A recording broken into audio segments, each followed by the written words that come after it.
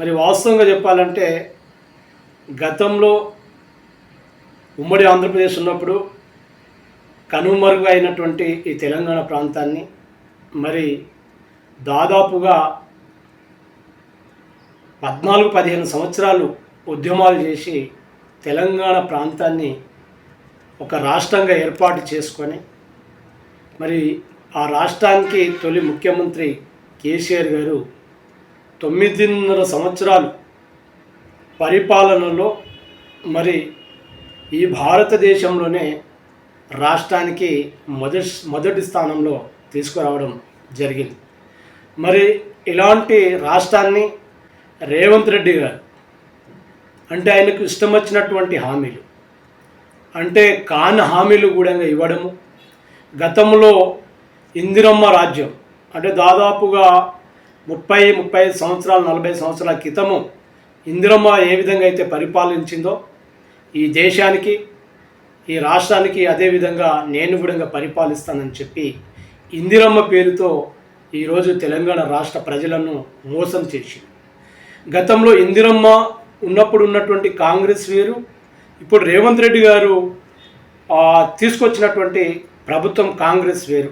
ఎందుకంటే గతంలో ఉన్నటువంటి ఇందిరమ్మ రాజ్యంలో ఉన్నటువంటి కాంగ్రెస్ ఏమో ఒరిజినల్ కాంగ్రెస్, ఇప్పుడు రేవంత్ రెడ్డి గారు పరిపాలిస్తున్నటువంటి కాంగ్రెస్ ఏమో ఇది డూప్లికేట్ కాంగ్రెస్ అని మేము భావిస్తున్నాం. ఎందుకంటే అనేక హామీలు దాదాపుగా 420 హామీలు అంటే ఇంగ్లీష్లో 420, ఏమన్నా కేసులు దొంగ కేసులు అయినప్పటికీ కూడా 420 సెక్షన్స్ అంటారు దాన్ని. 420 హామీలు, అదేవిధంగా అమలు కానీ 6 గ్యారంటీలు. ఆ 6 గ్యారంటీలతో మరి రేవంత్ రెడ్డి గారు ఈ రాష్ట్రంలోకి ప్రభుత్వాన్ని ఏర్పాటు చేసుకోవడం జరిగింది. మరి మా గిరిజనులు మా లంబాడీలు ఎందుకంటే ఇందిరమ్మ అంటే గౌరవించేవాళ్ళు. ఇందిరమ్మ రాజ్యంలో వాళ్లకు ఇండ్లు కానీ లేకపోతే రోడ్లు కానీ లేకపోతే ఇంతో అంతో ఆ రోజు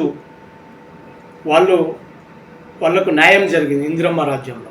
మరి అదే విధంగా ఇందిరమ్మ రాజ్యం తీసుకొస్తాడని చెప్పి అనుకొని ఇందిరమ్మ పేరును నమ్మి ఈరోజు రేవంత్ రెడ్డి గారి మాట ఏదైతే ఇందిరమ్మ ఆయన నోట్ల నుంచి ఇందిరమ్మ మాట వచ్చింది కాబట్టి ఆ మాట విని ఈరోజు ఆయనకు అనేక కాన్స్టిట్యూన్సీలో లంబాడీలు మెజార్టీ ఓట్లేసి రేవంత్ రెడ్డి గారి ప్రభుత్వాన్ని తీసుకురావడం జరిగింది. మరి ఈరోజు రేవంత్ రెడ్డి గారి ప్రభుత్వం వచ్చిన తర్వాత ఈ తెలంగాణ రాష్ట్రంలో ఎక్కువ అన్యాయం జరుగుతుందంటే ఓన్లీ లంబాడీలకే. ఎందుకంటే గత ప్రభుత్వంలో లంబాడీలకు 6% ఉన్నటువంటి రిజర్వేషన్ 10% రిజర్వేషన్ కేసీఆర్ గారు చేయడం జరిగింది. అదే మా తండలో మా రాజ్యం కావాలని చెప్పి దాదాపుగా 20 సంవత్సరాల నుంచి మా లంబాడీ హక్కుల పోరాట సమితి ఆ రోజు నుంచి పోరాటం చేసుకొస్తుంటే మరి రాష్ట్రం ఏర్పాటు చేసుకొని మరి మండలాలు ఏర్పాటు చేసి జిల్లాలు ఏర్పాటు చేసుకొని జిల్లాలు మండలాలతో పాటు గ్రామ పంచాయతీలను కూడా సపరేట్ తండాలను కూడా ఏర్పాటు చేసి ప్రత్యేకంగా గ్రామ పంచాయతీలను ఏర్పాటు చేసినటువంటి ఘనత ఈరోజు కేసీఆర్కి దక్కింది. అదే మాదిరిగా బంజారాయిల్లో గతంలో దాదాపుగా ఒక 70-80 సంవత్సరాల క్రితం మొత్తం బంజారాయిల్లో బంజారులు నివసించేవాళ్ళు, లంబాడీలు నివసించేవాళ్ళు కాబట్టి అక్కడ కూడా దాదాపు 100 కోట్లతో బంజారా భవనాన్ని కూడా మా కులదైవం అయినటువంటి సేవాలాల్ మహారాజ్ పేరు మీద సేవాలాల్ భవనాన్ని కూడా నిర్మించుకోవడం జరిగింది.